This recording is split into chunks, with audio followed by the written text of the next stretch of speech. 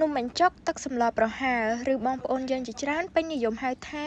នំបញ្ចុកទឹកសម្លខ្មែរនំបញ្ចុកទឹកសម្លប្រហើរបែបនេះហ่ะមិនថាបងប្អូននៅតាមទីក្រុងឬមួយក៏ស្រុកស្រែចម្ការគឺពេញនិយមញ៉ាំដូចគ្នាហ្មងអញ្ចឹងតោះថ្ងៃនេះយើងមករៀនធ្វើនំបញ្ចុកទឹកសម្លខ្មែរទាំងអស់គ្នាចំពោះគ្រឿងផ្សំបងប្អូនមើលហើយអាចកត់ចំណាំបានឥឡូវនេះរបៀបធ្វើទឹកសម្លប្រហើរខ្មែរយើងធ្វើការស្ងោរត្រីឲ្យឆ្អិនសិនបងប្អូននៅពេលស្ងោរត្រីហ្នឹងយើងដាក់ទឹកឲ្យច្រើនបន្តិចទៅហើយខ្ញុំបានបន្ថែមជាមួយនឹងម្សៅស៊ុបមាន់គ្រឿងលួងបងប្អូនយើងដាក់នៅក្នុងបរិមាណមួយសមល្មមដើម្បីឲ្យទឹកសម្លយើងហ្នឹងកាន់តែមានឲ្យជារសហើយឥឡូវនេះខ្ញុំមកចង់ណែនាំបងប្អូនទាំងអស់គ្នាពីគ្រឿងសម្លប្រហើរនំបញ្ចុករបស់គ្រឿងលួងសាបារ៉ាចំពោះគ្រឿងសម្លប្រហើរនេះដែរគឺយើងទៅតែចេញថ្មីឯងបងប្អូនកាលមុនបងប្អូនយើងជាច្រើនសួរថាគ្រឿងលួងមានគ្រឿងសម្លប្រហើរនំបញ្ចុកខ្មែរនៅឥឡូវគ្រឿងលួងចេញឯណាចំពោះនៅលើសំបកកញ្ចប់វិញគឺយើងប្រាប់ច្បាស់ហ្មងពីគ្រឿងផ្សំហើយនិងពីវិធីធ្វើនំបញ្ចុកទឹកសម្លខ្មែរហ្នឹងហើយនឹងគ្រឿងផ្សំធ្វើគ្រឿងបុកមកកញ្ចប់ហ្នឹងចំពោះផលិតផលគ្រឿងលួងទាំងអស់គឺយើងមានវិញ្ញាបនបត្រស្តង់ដារគុណភាពចំណីអាហារទាំងក្នុងនិងក្រៅស្រុក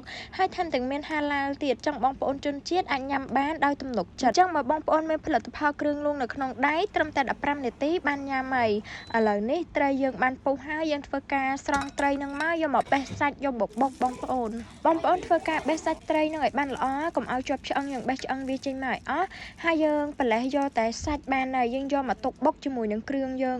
ចំពោះគ្រឿងបុកខាងគ្រឿងលួងគឺជាគ្រឿងបុកដែលម៉ត់ស្រាប់បងប្អូនប៉ុន្តែដោយសារតែវានៅក្នុងកញ្ចប់ដុំៗអញ្ចឹងខ្ញុំយកវាមកបុកឲ្យរាយសិនបន្ទាប់មកយើងមកធ្វើការដាក់លាយជាមួយនឹងសណ្តែកដីបុកជាមួយនឹងគ្រឿងឲ្យរាងម៉ត់ដូចគ្នាហើយបន្ទាប់មកយើងធ្វើការចាក់សាច់ត្រីដែលយើងបេះហើយមិញហ្នឹងចូលច្បល់ចូលគ្នាបុកឲ្យម៉ត់ល្អអញ្ចឹងមកចំពោះម្ហូបមួយមុខនេះវិញខ្ញុំជឿថាបងប្អូនទាំងអស់គ្នាក៏ដូចខ្ញុំដែរឲ្យតែពេលជុំបងប្អូនច្រើនដឹងតែចូលចិត្តធ្វើសាឡនំបញ្ចុកខ្មែរញ៉ាំជុំគ្រួសារហ្មងហើយយើងធ្វើការចាក់ខ្ទិះចុងហ្នឹងចូលជាមួយនឹងទឹកស្ងោរត្រីរបស់យើងហ្នឹងមកហើយនេះវិញគឺខ្ញុំដាក់ជ្រុំប្រហុកហ្នឹងដាក់ថែមដោយសារតែវាជាសាឡខ្មែរតែបើបងប្អូនណាអត់ចេះញ៉ាំប្រហុកក៏អាចអត់ដាក់បានដែរយើងអាចដាក់ទឹកត្រីអីជំនួសវិញអញ្ចឹងណាបន្ទាប់មកយើងធ្វើការលាយគ្រឿងផ្សំឲ្យហើយទៅខ្ញុំធ្វើការដាក់ម្សៅស៊ុបមាន់គ្រឿងលួងហ្នឹង2ស្លាបព្រាកាហ្វេហើយជាមួយនឹងស្ករ2ស្លាបព្រាកាហ្វេដែរទឹកត្រី2ស្លាបព្រាដូចគ្នាបើបងប្អូនចូលចិត្តដិតខ្លាំងជាងហ្នឹងអាចភ្លក់មើលឲ្យថែមតាមចំណូលចិត្តទៀតបានហើយយើងធ្វើការបន្ថែមនៅខ្ទិះដូងដើមហ្នឹងចូលបន្តិចទៀតមកដើម្បីឲ្យទឹកស្លយើងកាន់តែខាប់ខ្ទិះល្អ